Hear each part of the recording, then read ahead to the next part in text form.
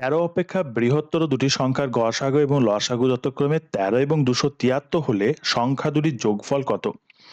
দেখো আমরা লসাগু বা গসাগু কিভাবে বের করি? ধরো দুটো সংখ্যা এরকম রয়েছে, আমরা একটা সংখ্যা দিয়ে ভাগ করি, এখানে আবার কিছু সংখ্যা পাই, আবার একটা সংখ্যা দিয়ে ভাগ করি, আবার এখানে কিছু একটা সংখ্যা পাই, আবার একটা সংখ্যা দিয়ে ভাগ করি, এরকম।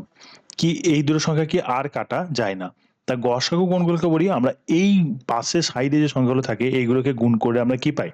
গসাগু পাই। আর এইখান থেকে পুরোটা গুণ করে কি পাই? লসাগু পাই। বোঝা গেল কি পাই? আচ্ছা, আর নিচে এই যে দুটো প্রাইম নাম্বার মানে মৌলিক সংখ্যা পাই, মানে আর কাটা যায় না, তার জন্যই তো মৌলিক সংখ্যা, তাই না? আচ্ছা, তো এই যে মৌলিক সংখ্যা দুটো পাই, এই দুটো কি বলতো? এই দুটো আসলে অনুপাত। কি এই দুটোকে কি বলবো আমরা? অনুপাত। এবার দেখো লসাগু হচ্ছে পুরোটা, আর গসাগু হচ্ছে শুধু পাশেরটা। তাহলে যদি আমি লসাগুকে গসাগু দিয়ে ভাগ করি তাহলে শুধু এই নিচের দুটো পড়ে থাকবে, মানে অনুপাতের গুণফল পড়ে থাকবে, অনুপাতের গুণফল পড়ে থাকবে। ঠিক আছে, এখানে লসাগু কত বলেছে? ২৭৩। তাহলে ২৭৩কে যদি আমি ১৩ দিয়ে ভাগ করি কত পাবো? ১৩ দুইয়ে ২৬, ১৩কে ১৩ মানে আমরা ২১ পেলাম। ২১টা কি? এই দুটো অনুপাতের গুণফল। তাহলে ২১ কি কি সংখ্যার গুণফল হতে পারে? ১ হতে পারে ১ গুণিত ২১। ঠিক আছে, এরা কি? এই দুটো। একটা হচ্ছে এটা আর ২১টা হচ্ছে এইটা।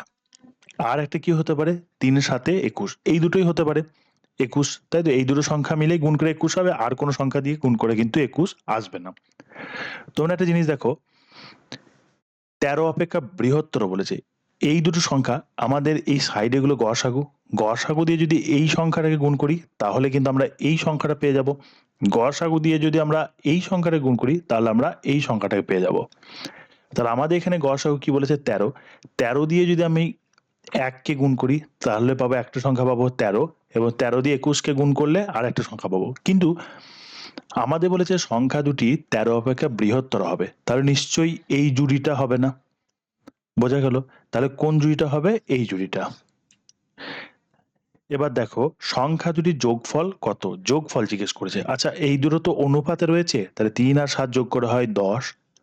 এবার একে গসাগু দিয়ে গুণ করে দাও ১৩ দিয়ে, তাহলে হবে ১৩০। এটাই হবে আমাদের যোগফল। আমরা কিন্তু গুণ করে যোগ করব না, মানে ১৩ দিয়ে একে একবার গুণ করব, ১৩ দিয়ে ৭ কে একবার গুণ করব, তারপর যোগ করব, এরকম করব না।